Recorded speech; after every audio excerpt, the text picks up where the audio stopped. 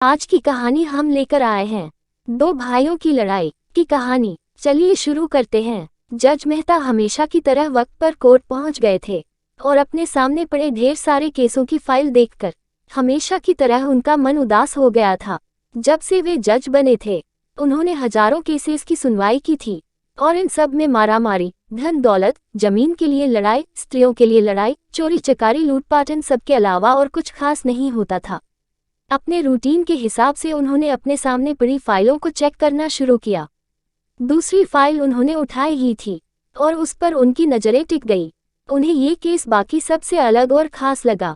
उन्होंने इस फाइल को पूरा पढ़ डाला। ये केस एक छोटे भाई ने अपने बड़े भाई पर किया था और केस करने का कारण था मां की कस्टडी पाना। मेहता जी ने सबसे पहले इसी केस की कार्यवाही करने का फैसला किया। कोर्ट में सब हाजिर हो गए। जज ने सबसे पहले छोटे भाई को अपनी बात रखने का मौका दिया।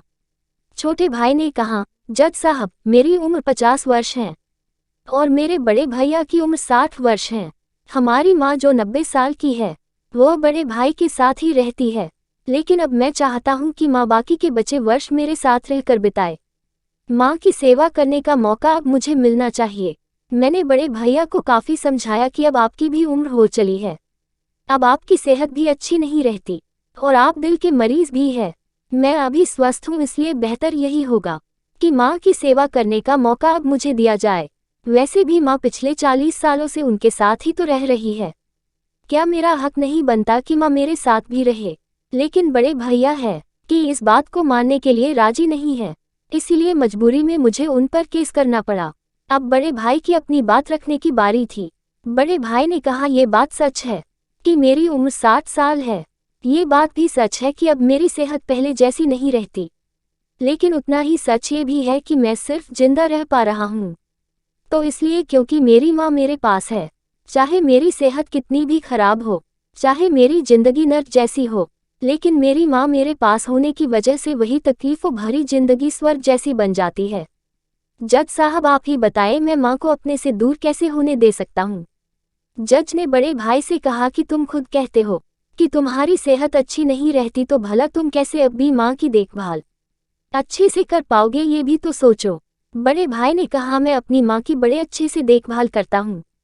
आप माँ से भी पूछ सकते हैं और अगर वो खुद कहे कि उन्हें मेरे साथ नहीं रहना तो आप बेशक उन्हें मेरे भाई के साथ भेज दीजिए।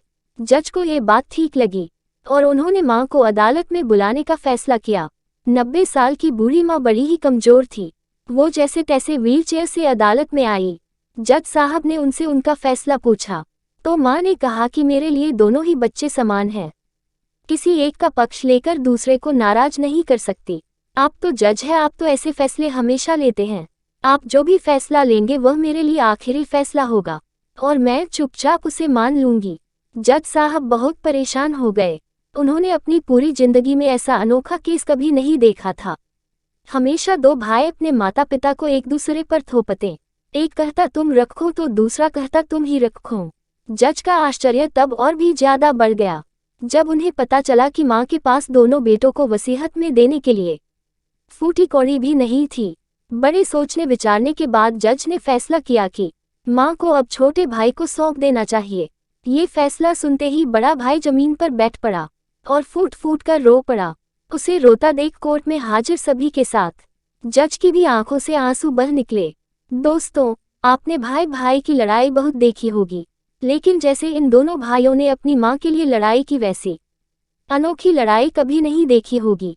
इस कहानी से और इन दोनों भाइयों से हमें सीखना चाहिए कि अपने माँ बाप का कर्ज कैसे उतारा जाता है और माँ बाप की सेवा कैसे निस्वार्थ भाव से की जाती है। अगर कहानी अच्छी लगे तो शेयर करें, लाइक करें और चैनल पर नए आए हों तो सब्सक्राइब करना ना भूलें।